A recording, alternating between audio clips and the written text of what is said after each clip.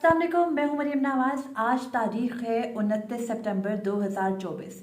कल यानी 30 सितंबर से शुरू होने वाला अदालती हफ्ता ये तय करेगा कि क्या आईनी तरमीम हो सकती है या नहीं हो सकती। और अगर कल सुप्रीम कोर्ट से इनकार सामने आया तो फिर आईनी तरमीम का प्लान मुकम्मल तौर पर खत्म समझे। सुप्रीम कोर्ट ऑफ पाकिस्तान में जिस एक जज को साइड पर करने के लिए तमाम तर ऑर्डिनेंस का प्लान किया गया, इलेक्शन कमीशन को खत लिखा गया, उस जज को मंजर आम से हटाया गया। चीफ जस्टिस काजी फरीसा ने 11 वजूहात में उनको चार्जशीट किया, लेकिन अब फिर उन्हीं के हाथ में है कि क्या आर्टिकल 63A से मुतालिक मुकदमे की कल समाअत होगी, और अगर तो समाअत होगी तो उस समाअत में क्या होगा, और अगर समाअत नहीं होगी तो दूसरी सूरत में हुकूमत को फ्लोर क्रॉसिंग की, हॉर्स ट्रेडिंग की, लुटक रेसी की इजाजत कैसे दी जाएगी। ये तमाम तर वो पॉसिबिलिटीज है जो एक जज के कल बेंच में होने या ना होने से जुड़ी है, और उन जज साहब का नाम है जस्टिस मुनीब अख्तर। कल सुप्रीम कोर्ट ऑफ पाकिस्तान ये अहम तरीन मुकदमा सुनने जा रहा है, लेकिन क्या वाकई ही सुनवाई हो सकेगी, ये एक अहम सवाल है जिससे मुतालिक हम इस व्लॉग में बात करते हैं। सुप्रीम कोर्ट ऑफ पाकिस्तान ने मई 2022 में एक सदारती रेफरेंस के जवाब में अपनी राय दी। वो राय थी आइन के आर्टिकल 63A से मुतालिक, जो बात करता है किसी भी जो अरकान पार्लियामेंट है उसका अपनी सियासी जमात से मुनहरिफ होकर नाअहल होने का, यानी वो डिस्क्वालिफिकेशन की बात करता है on the ground of defection. और डिफेक्शन है अपनी पार्टी पॉलिसी, अपनी पार्टी की मर्जी और मंशा के खिलाफ जाने की सूरत में मुनहरिफ होना। उस इनहराफ की सूरत में आपको नाअहली का सामना तो करना पड़ता है, लेकिन आइन का आर्टिकल 63A खामोश है कि वो नाअहली ताहियात होगी, 5 साल की होगी, और फिर वो नाअहली की सूरत, जो नाअहली की वजह है कि आप 4 सूरतों में अगर वोट करोगे तो अगर अपनी पार्टी पॉलिसी के खिलाफ तो आप नाअहल करार पाओगे, तो क्या वो वोट शुमार होगा या नहीं होगा, इस मुतालिक आइन का आर्टिकल 63A खामोश है। सदर पाकिस्तान आरिफ अलवी ने इमरान खान की काबीना की मंजूरी के बाद आइन के आर्टिकल 63A की तशरीह के लिए सुप्रीम कोर्ट में साल 2022 के मार्च में रेफरेंस दाखिल किया था। उस रेफरेंस के जवाब में सुप्रीम कोर्ट ऑफ पाकिस्तान के 5 रुकनी बेंच ने अपना फैसला सुनाया, जो कि 3-2 के तनासुब से था।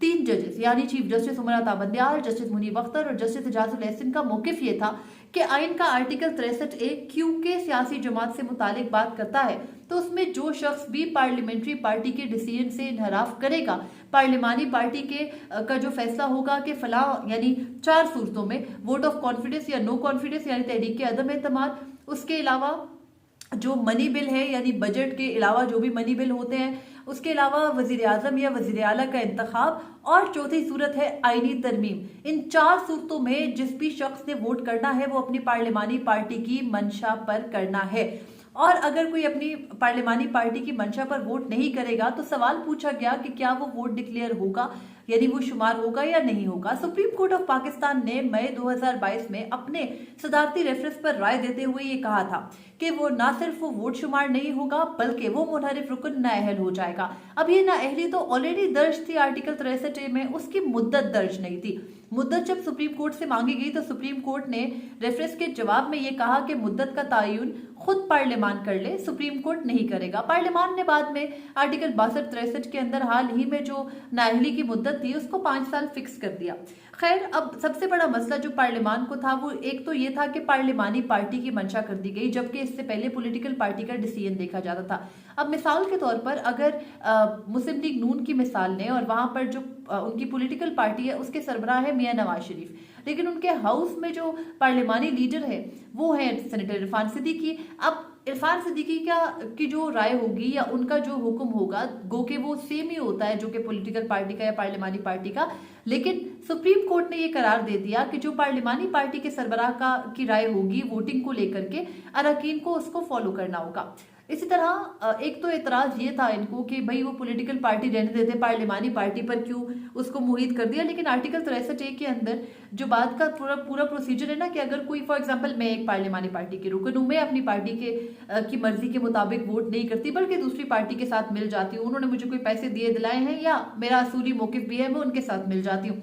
उसके बाद मैं उनके साथ मिल गई, अब मेरी पॉलिटिकल पार्टी या मेरी पार्लियामानी पार्टी का मौकिफ है कि भाई इसने तो हमारी लाइन से इनहराफ किया है, तो वो ये करेंगे कि वो स्पीकर को भी, जो कि प्रिजाइडिंग अफसर है उस वोट काउंट करने की सूरत में, और इलेक्शन कमीशन ऑफ पाकिस्तान को मैं दर्ज करूंगी कि मैं लिख के भेजूंगी डिक्लेरेशन कि इस शख्स ने हमारी पार्लिमानी पार्टी या पॉलिटिकल पार्टी की मर्जी से इनहराफ किया है, लिहाजा इस शख्स को नाअहल किया जाए, और फिर वो जो सब्सिक्वेंट एक्शन होगा वो इलेक्शन कमीशन ऑफ पाकिस्तान लेगा। अब ये सब कुछ सुप्रीम कोर्ट ने अपने उस तहरीरी हुक्मनामे के अंदर जो कि राय थी उनकी उसमें वाजे कर दिया।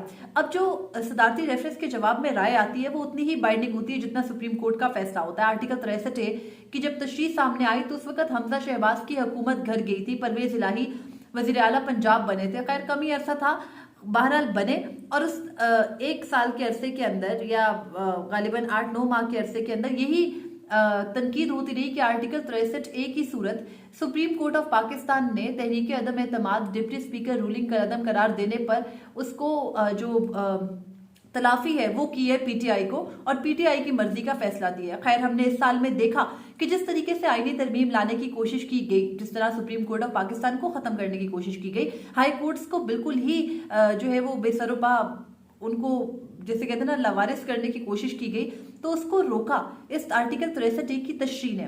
अब कल सुप्रीम कोर्ट ऑफ पाकिस्तान में ये मुकदमा समाअत के लिए मुकर्रर है।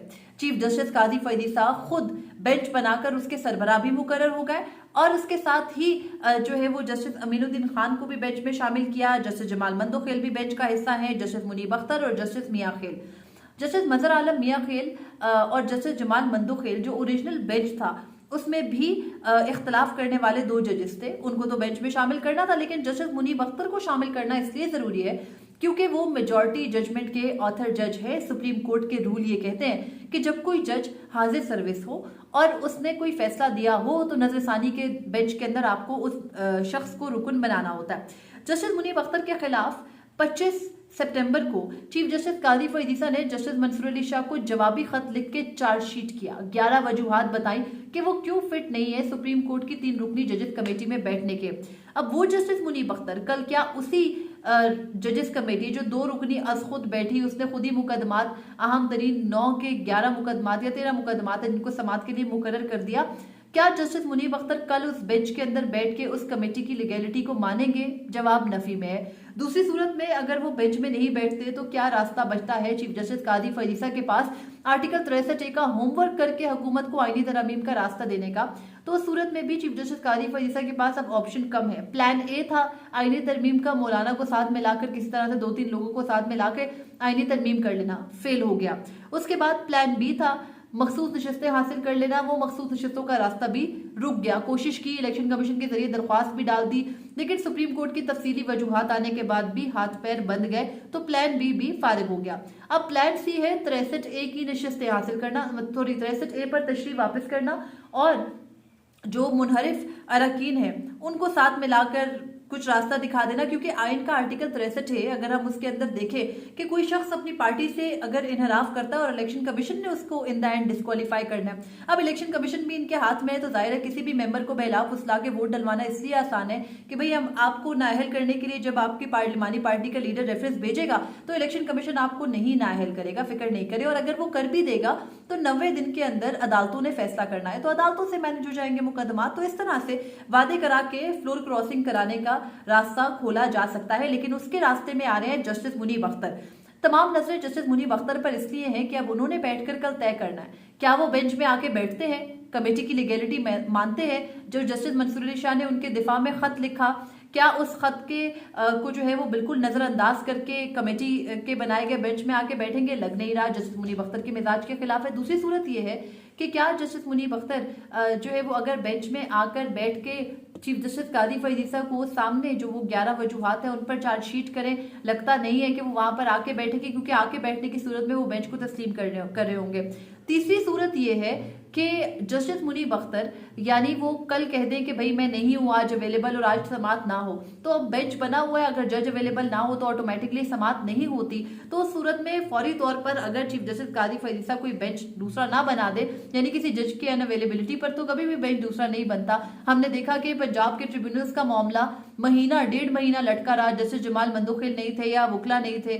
फिर हमने देखा फौजी अदालतों का मुकदमा कोई 3 महीने से लटका हुआ है है क्योंकि बेंच पूरा नहीं हो रहा। तो अगर कोई बेंच पूरा नहीं हो तो उस सूरत में आप मुकदमे को गैर जरूरी तौर पर ताखीर का शिकार कर सकते हैं, लेकिन आप नया बेंच नहीं बनाते। ये रवायत सुप्रीम कोर्ट में रही है, तरीकेकार भी यही है। तो अब उसको फॉलो करते हुए जस्टिस मुनीब अख्तर के हाथ में है कि आईनी तरमीम होगी या आईनी तरमीम नहीं होगी। जिस जज को रास्ते से हटाने की सरतोड़ कोशिश की गई और कोशिश को अचीव भी किया गया, अब फिर फैसला उसी जज के हाथ में है और कल का ये दिन अहम तरीन होने वाला है। पंजाब ट्रिब्यूनल से मुतालिक फैसला भी आएगा। कल ही के दिन नया अदालती हफ्ता शुरू होना है। मुख्तलिफ दीगर बेंचेस भी बने हुए हैं, उनकी तारीखें सामने नहीं आई, लेकिन अब ये देखना है कि कब तक सुप्रीम कोर्ट की जो ये जंग है, जिसके अंदर वाकई ही जो जजेस के दरमियान अल्फाज का तबादला है वो सख्त से सख्तर होता जा रहा है, तो कल के दिन भी क्या कोई जंग होगी कमरा अदालत नंबर 1 में, या फिर वहां से जस्टिस मुनीब अख्तर का रिक्यूजल सामने आएगा, या वो कल के लिए दस्तयाब नहीं होंगे। तमाम नजरें जस्टिस मुनीब अख्तर पर और सुप्रीम कोर्ट ऑफ पाकिस्तान पर है। हुकूमत की भी होंगी यकीनी तौर पर और फौजी एस्टेब्लिशमेंट की भी होंगी। कल जो होगा वो भी आपके सामने रखूंगी। अब तक के लिए इतना ही था, मुझे इजाजत दीजिए। अल्लाह हाफिज।